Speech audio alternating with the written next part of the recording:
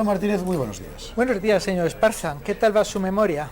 Mi memoria, bueno, pues ya se va poblando de tantas y tantas cosas, no todas recordables, que sinceramente, ¿qué quieres que te diga? Si le digo un nombre, ¿con qué lo asociaría? A ver. Christian Henrik Heineken. Heineken, hombre, con la cerveza, claro.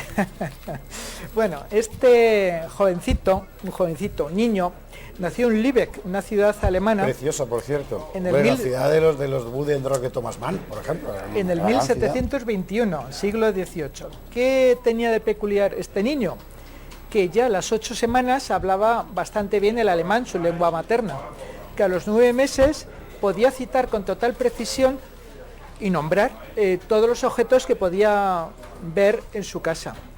Que antes del año podía recitar de memoria versos y ciertos pasajes de literatura. Que a los 15 meses ya leía la Biblia en alemán. Que a los 2 años ya estudiaba historia, sabía francés, estudiaba latín y sabía escribir. O sea, pero qué cosa más insoportable, ¿no? Pero ya a los 3 años leía la Biblia, tanto el Antiguo como el Nuevo Testamento en latín, y además tenía una especie de atracción casi obsesiva por todo lo que tenía que ver con Dinamarca. De hecho, sabía relatar de carrerilla toda la geografía y la historia de ese país, aunque él era alemán. Y tal interés despertó este caso que el rey de Dinamarca en el 1725 hizo una recepción para el niño con su corte. El niño tenía 4 años y contestó decenas y decenas de preguntas de distintos temas en 3 idiomas distintos. Recitó de memoria 1400 pasajes de autores clásicos, griegos y latinos, y además supo decir de memoria toda la genealogía de todas las casas reales de Europa. ¿Qué barbaridad? 4 años. ¿Y? Pues que era sorprendente. ¿Y cómo acabó? Acabaría mal. Aquí, no necesariamente. El niño solo se alimentaba de la teta de una nodriza, tomaba leche materna. La clave está en la nodriza, entonces. ¿Quién era la nodriza? No era la superleche, Y claro, ya 4 años, pues alguien diría, bueno, este niño tiene que empezar ya a tomar algo, pan, papillas. Sí. Le empezaron a dar cereales y tuvo una indigestión, posiblemente porque era celíaco, claro, o no tenía los enzimas digestivos adecuados. Oye, 4 años mamando. ¿Y murió de indigestión, claro, por la dieta. Bueno, este es un caso... ¿Esto es lo que se llama una estrella fugaz, verdaderamente? Bueno, pero porque faltaban conocimientos. Si hubiera sido hijo mío, habría sobrevivido perfectamente. Ya. El hecho es que estos casos se dan en muchos sitios, en todos los países, de niños que con una edad muy corta recuerdan cosas de otros lugares, de otras culturas, que tienen un tropismo, una atracción por temas muy determinados, pues la Segunda Guerra Mundial, la Primera Guerra Mundial, las campañas napoleónicas, pero no las otras campañas, sino solo eso, o por la informática, o por la matemática, o por un teorema de física. Es decir, son niños obsesionados y muy centrados en campos muy concretos, y que son muy precoces. Entonces lo que tenemos que preguntar es, ¿son niños superdotados? Niños, como dicen los anglosajones, gifted, o sea, dotados o superdotados, bendecidos por una inteligencia casi sobrenatural, o quizás es el ejemplo de un tipo de reencarnación, como dicen mis colegas especialistas en terapia regresiva. ¿En terapia regresiva? Exacto. Hay mucho psicólogo y mucho psiquiatra, sobre todo en Sudamérica, pero ahora ya prácticamente en todo el mundo, que lo que hacen es recopilar casos de niños que ya desde muy temprana edad cuentan cosas peculiares, de estos niños. Bueno, pues aquí tienes una foto de la criatura. Ajá. Mira qué interesante. Sí, son niños muy peculiares. Entonces han recopilado casos y aparte de tener esta inteligencia prodigiosa, tienen una memoria de cosas que no han aprendido en este presente, porque saben cosas que no se les han enseñado. Es decir, ese conocimiento de dónde viene. Y al ser un conocimiento especializado, da a pensar o da a entender que muy posiblemente es un caso determinado de un tipo de reencarnación o de fenómeno reencarnativo. Según mis colegas, lo que ocurre es que cuando una persona muere por accidente, enfermedad radical, una gripe, por una ejecución, un asesinato, etcétera, su proceso de vida se interrumpe bruscamente. Y entonces, en vez de realizar todo el proceso de desencarnación, es decir, de abandono del cuerpo, que ya hablamos un día de la muerte, de abandono del cuerpo, de entrada en otro plano, de preparación para ir al cielo, al purgatorio, posible entrada otra vez en la vida, eso queda stand-by. Y entonces, ¿qué ocurre? Que como su proceso de vida, su programa prenatal, lo que tenían que vivir, su misión, no se ha realizado completamente, vuelve. Yeah. Y entonces, la mente todavía conserva con total lucidez las experiencias vividas. Y entonces, al volver a nacer, al volver a aparecer en la vida, conservan mucho de su identidad personal, de sus rasgos de carácter y paquetes de información de sus aprendizajes de ese supuesto pasado.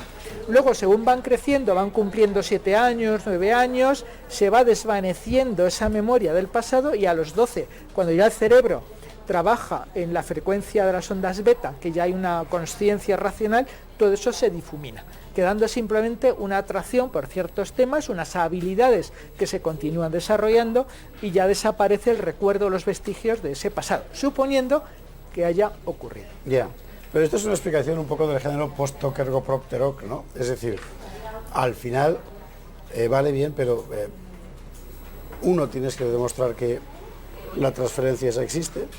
2, tienes que explicar por qué, habiendo tanta gente que ha fallecido de forma traumática en su juventud, sin embargo, no el número de superdotados de tan temprana edad no es proporcional al número de los fallecidos. Es decir, que es una explicación que está bien. Puedo argumentar, ¿eh? Claro que puedes argumentar, te estoy invitando a hacerlo. Bueno, hay un doctor, el doctor Ian Stevenson, que escribió un libro que se titulaba 20 casos que hacen pensar en la reencarnación. Él se dedicó a estudiar estos niños, ¿no? Sí. No solo niños superdotados, sino niños que recordaban cosas. Entonces, él abrió una puerta. Este libro es de hace más 20 o 30 años, muy antiguo. Y ahora hay otros investigadores que ya han hecho otras investigaciones ya con 2.000, 2.500 casos. O sea, casuística hay de sobra. ¿Lo demuestra? Pues queda abierto el tema. Eso queda abierto. Lo que sí está claro es que... que queda abierto quiere decir que no lo demuestra. No, es que depende, es que hay que mirar. Luego ya depende de la apertura mental de cada persona y del nivel de preparación. Yo creo que no es cuestión de demostrar o no de demostrar, sino que llega un momento en que las personas, cuando tienen mucha información, lo ven o no lo ven. O sea, no es cuestión de demostrar, o lo ves o no lo ves. Y queda abierto porque es un campo que se está mostrando. Indicios, yo lo dejaría en indicios para pensar. Bueno, pero luego, hablando... Yo entiendo eso. Cuando eso ocurre, a mí lo que la experiencia me ha enseñado es que normalmente...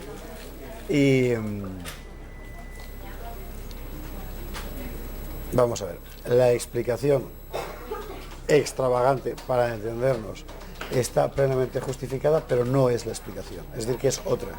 Puede ser, bien. Tiendo a pensar eso siempre. He hablado de ese ojito es a chiribitas, lo que quiere decir que el tema te interesa. No, me interesa, lo que me interesa es la racionalidad no consciente. Bueno, claro, y es una parte importante del... Queda el tema ahí, bien.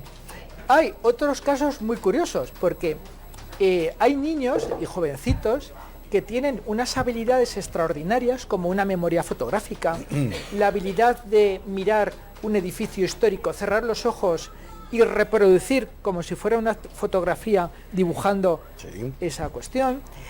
Pero estos jovencitos suelen ser retrasados mentales, chicos que han tenido lesiones cerebrales, sobre todo en el hemisferio izquierdo del cerebro, que han nacido con un traumatismo cerebral, que son autistas, que han sufrido traumatismos de cualquier tipo. Entonces, en la vida diaria son personas fracasadas, no saben controlar los tiempos, no se saben asear, retrasados mentales. Pero son muy dotados en música, chicos que escuchan una melodía y la pueden reproducir al piano, al violín, a la flauta, de memoria, sin fallar una nota. Eso es lo que se llama los niños savant, los niños sabios. Este es un tipo de superdotación cuya explicación va más por lo siguiente: no habiendo un buen uso del hemisferio izquierdo, que es el que da el control del tiempo, la identidad personal, la expresión verbal, la lógica matemática, etcétera, y estar libre el hemisferio derecho, la persona potencia más aquellas cualidades que se asocian al hemisferio derecho, como es la música, la creatividad, la memoria fotográfica, la imagen, etcétera, etcétera. Pero al nivel de genialidad, de auténtica genialidad. ¿Esto está explicado por una teoría como puede ser la reencarnación? No, esto tiene más visos de que el ser humano tiene una potencialidad enorme y que a veces por accidentes la activamos. Con lo cual ya vemos que hay otro tipo de niños superdotados o unas cualidades tremendas, pero que aquí vendría más bien por la neurología. Lo dejamos abierto ahí. Venga.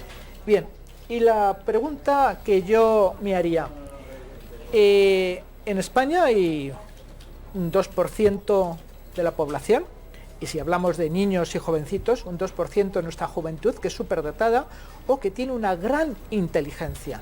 Claro, porque este es otro tema, es decir, en principio yo no sé cómo está ahora, pero la última vez que lo estudié, cuando la Mensa se dedicaba a recoger gente de estas características, estaban por encima del 135 puede ser, de cociente, sí. Pero ahora, si no me equivoco, han cambiado los números desde hace unos años. Pero como todo eso es tan relativo... Totalmente, porque el cociente intelectual al final es efectivamente relativo, pero, es relativo al criterio de medición que utilizas. Sí, pero Mensa lo que hace es evaluar mucho la inteligencia racional. Exacto. Racional, y el ser humano es muchas más cosas.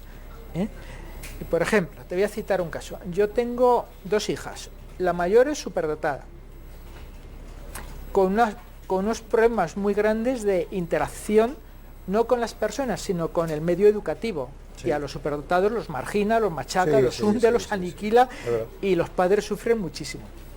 Y luego tuve una segunda con un retraso madurativo neurológico. Entonces la típica chiquilla sonriente, feliz y muy alegre, que no entendía nada de nada.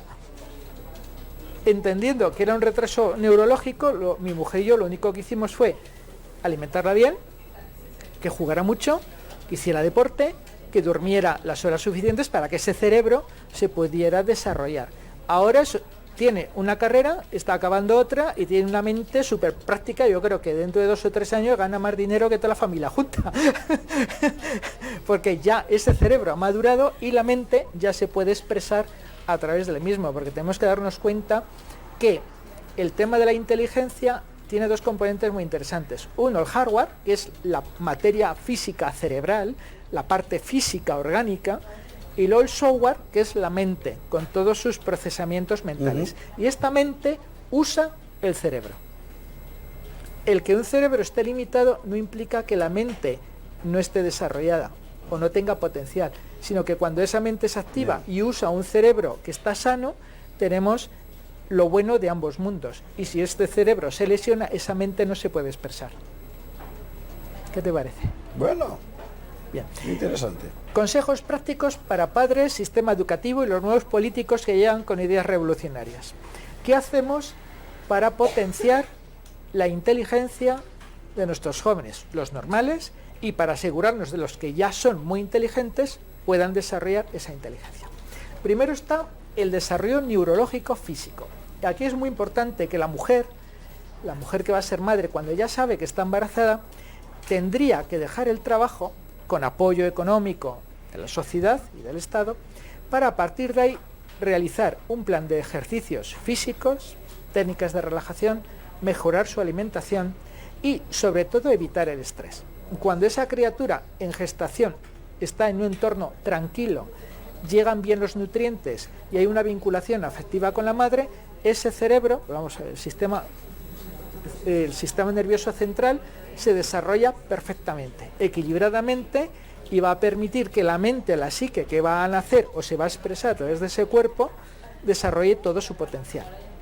Además, la vinculación afectiva con la madre, que esto ya hemos hablado alguna vez, va a permitir que esa psique nazca sin traumas y bien vinculada, con lo cual, si la parte emotiva está equilibrada, los lóbulos frontales del cerebro, que es donde está la parte del pensamiento consciente, la voluntad y la creatividad, se desarrollan adecuadamente también. Eso es esencial. Y luego, según la criatura va creciendo, hay que evitar los peligros. Y voy a citar solo uno, por falta de tiempo: el alcohol. ¿Cuál es la edad, según la ley, en la cual se permitiría a un joven beber alcohol? No tengo ni idea, no lo sé. Hablan de los 18 años, ¿no? Sí. A partir de los 18 años no se permite la venta de bebidas alcohólicas. Pero en las bodas, en casa, los niños beben cerveza, los niños, los de 13, 14, 15, beben vino, etcétera. Bien, pero ¿realmente el alcohol es bueno o es malo para los jóvenes? Dime. No, ¿Quieres que yo te conteste? Vaya, que en general el alcohol es malo, pero yo soy bebedor de vino. Es decir, claro, pero nosotros somos adultos, nos pegamos unos 4 tragos de vino, nos ponemos contentos. Yo tampoco hay que exagerar. Bueno, pero si quedando vasos de vino, un poco contentos, sí nos pondríamos. Simplemente, bueno, 2 o 3 cervezas en verano, un par de carajillos por ahí, unos chupitos de hierbas. El efecto del alcohol. Pero en un adulto, ¿a partir de qué edad hace daño a los tejidos? En un adulto, las neuronas se empiezan a anestesiar. El etanol atraviesa la membrana celular de la neurona, claro, que es proteína grasa, la atraviesa, y produce en la neurona un efecto anestésico. Ya. Anestésico, muy bien. Bueno, cuando se pasa, volvemos otra vez a funcionar. Sobre todo se nota en el lóbulo frontal que esa anestesia hace que la mente racional ya no tenga el control sobre el cuerpo, y poco a poco van fallando todos los sistemas neurológicos por pura anestesia de esas neuronas. Por eso estás tonto, no controlas los espacios, tienes desequilibrios, es normal. Luego se metaboliza por el hígado y luego vuelves a la normalidad. Pero resulta que en los niños, ya sabes que los bebés nacen con el doble de neuronas que el cerebro necesita. Si tenemos 100.000 millones de neuronas, los niños nacen con el doble o el triple de neuronas. Y a los 3 años se produce lo que se llama la primera poda neurológica, es decir, todas las neuronas que no han hecho sinapsis, conexiones, de ahí la importancia de la estimulación precoz para que ese cerebro trabaje. Todas las neuronas que no han hecho sinapsis o que no están formando parte de algún circuito, hay unos glóbulos blancos que se dedican a destruirlas. Eso es una poda. ¿Para qué? Para que quede espacio, es decir, no podemos tener tantas. De hecho, los bebés ya ves que son cabezones, ¿no? Un montón de neuronas ahí. Entonces, ¿qué neuronas tienen que quedar? Las que funcionan, las que son efectivas. Muy bien.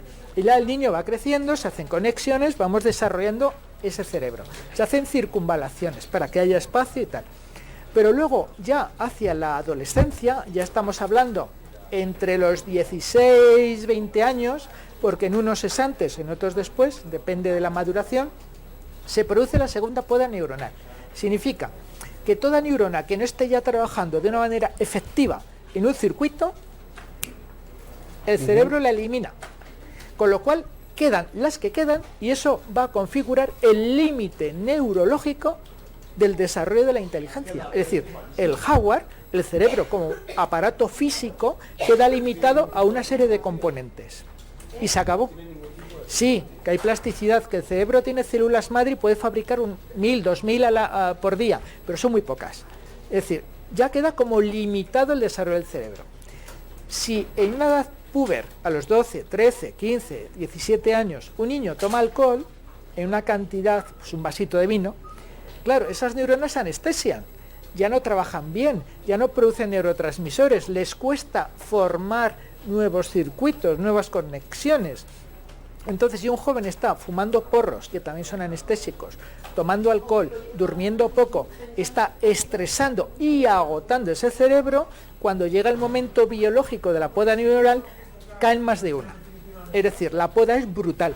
Y entonces queda un cerebro limitado a una inteligencia media.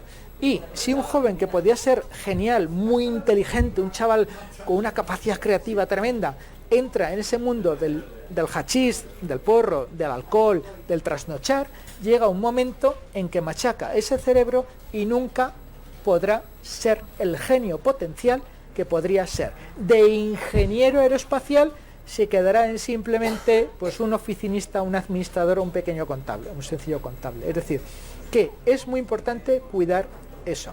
Y luego el sistema educativo, ya desde la parte psicológica, está mal montado, muy mal montado. Y España, por ejemplo, es el país que más invierte muchísimo dinero en la educación, programas donde se invierten muchas horas de asistencia estabulada en clase física y tenemos un rendimiento ridículo. Sí, es verdad. Bien, ¿qué es lo que pasa? Que estamos dando una formación a presión fuera de tiempo. Es decir, los niños lo primero que tienen que hacer es jugar. Jugar, relacionarse, tener una salud física y emocional. Y luego las asignaturas que realmente interesa aprender, pues ahí entre los 4 y 10 años, es el dibujo, la pintura. ¿Por qué? Porque un niño tiene que aprender a mostrar en papel lo que ve dentro de su propia mente.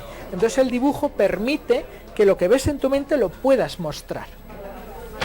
Luego la redacción, es decir, eso que yo veo en mi mente, eso que imagino o eso que yo pienso, lo tengo que explicar. Pero ya no solo con mi hemisferio derecho, con la imagen, sino con la palabra, hemisferio izquierdo, y a través de la escritura, es decir, a través de la redacción, cómo yo escribo y explico lo que siento y lo que pienso. Y lo mismo de forma oral, de forma verbal, exponiéndose en público.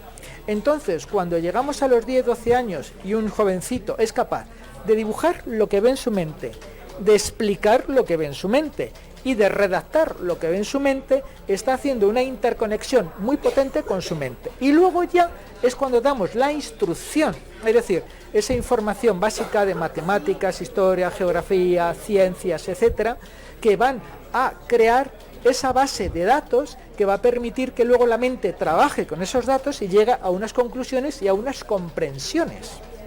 Y una vez que ya se tiene esas comprensiones, surge la duda, que en ese estado de formación estudiantil es lo que se denomina la curiosidad intelectual. Tenemos una base de datos y enseguida me doy cuenta de que falta algo, de que eso es una laguna.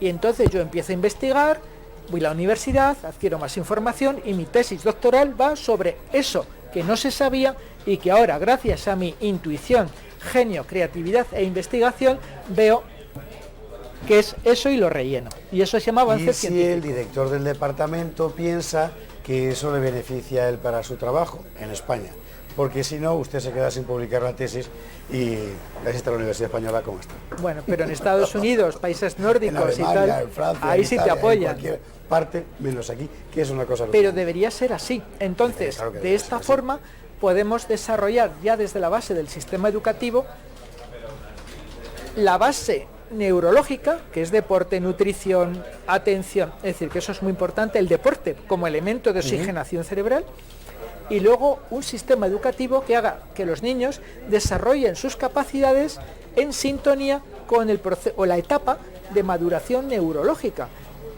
Por ejemplo, hace poco se hablaba de meter en el sistema educativo a niños de 8 o 10 años ya conceptos de cómo emprender una empresa o cómo desarrollar una empresa o cosas así. Por favor, o sea, un poco de sentido común. O estadística. Un poco de sentido común.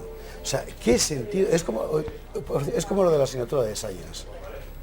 ¿Tiene sentido explicarle a niños que no saben lo que es un anticiclón en español, explicarle cómo es un anticiclón en inglés para que aprendan a decir anticiclón cuando no saben lo que es? Bueno, está fuera de fase. Es mejor tener los conceptos claros en tu lengua materna y luego buscar el equivalente en otro idioma. Pero bueno, es que de verdad que estamos haciendo el memo con el asunto de la educación. Pero es progre. Es progre, es sí. progre. La progredumbre. Es en fin. progre. Y entonces de esto puedes presumir de que somos los más progres en esto. Pero luego al final el resultado es muy pobre. El resultado finalmente es que tenemos una generación que irá por los apartoteles de la Costa del Sol llenos de ricos turistas ingleses o franceses o alemanes, repartirán pizzas en perfecto inglés mientras se dirán, ¿sabe usted que puedo hacerlo en inglés? ¡Ah! ¡Qué país! Dios mío. Bueno, y luego está el desarrollo parapsíquico de la mente. A través de ciertas técnicas de relajación, técnicas de respiración, electroacupuntura y ciertos complementos nutricionales, podemos mejorar el funcionamiento neurológico y luego con técnicas de visualización y de incubación de ideas podemos lanzar la mente a un estado de apertura para captar intuiciones, ideas, descubrimientos, es decir, lo que llamamos el invento, ¿no? La ocurrencia. ¿Te parece que de esto hablemos la semana que viene? Perfectamente. De este último Perfectamente. Asunto. Pero lo que está claro es que la inteligencia es esencial. que España tiene, por nuestras características históricas, una complejidad racial e histórica que da lugar al genio, porque de la complejidad salen personalidades complejas y muy interesantes, que son los grandes inventores, tenemos gente muy buena en todos los campos, pero tenemos que cuidar eso, porque solo la inteligencia en un mundo tecnológico es lo que trae lo que llamamos el valor de las cosas, los nuevos inventos, los nuevos avances. Simplemente sirviendo pizzas no vamos a poder competir con Alemania o con Noruega o con Estados Unidos o con Japón o con China. Tenemos que desarrollar todo lo que tenemos en potencial y es grande e importante. Porque el español es muy creativo, al igual que el italiano. Tenemos que ir por esa línea, pero necesitamos los medios, que los podemos tener, y sobre todo una dirección política inteligente. Nos tienen que gobernar los mejores, los que saben. Valga la contradicción. Porque el que no sabe no puede enseñar al que quiere aprender. Ya. Solamente se puede aprender de los que saben. Nos vamos al informativo de Radio de Radio Intereconomía. Tenemos que invitarles a 2 minutos. Conferencia. Así que les aprovecho para contarles. Conferencia, motivación al máximo nivel. ¿Dónde? El Club de Amigos de Intereconomía. 1 de julio. Los emprendedores ante la crisis sistémica. Esto es el libro. El título El libro de Fran Martínez, motivación al máximo nivel. ¿Cómo salir de la depresión? Construir un estado de ánimo positivo. Bueno, ¿cuándo? Miércoles 1 de julio, o sea, la semana que viene, a las 6 de la tarde. Y esa misma mañana entonces, que es la semana que viene, si quieres lo cuentas aquí. También. Claro, no das aquí la conferencia, pero hacemos un resumen. El cebo. Acuérdese, Club de Amigos de Intereconomía. Cuando recordemos lo de los libros, vamos a añadir también el recordatorio de esta conferencia dentro de las actividades del Club de Amigos. Que todos nuestros amigos están invitados a venir, que será muy interesante, que no se lo pierdan. Adiós. Bueno, ¿has disfrutado? Muchísimas gracias, Fran Martínez. ¿O no has disfrutado? Pues no lo sé muy bien. Un día vamos a discutir de verdad. Sí.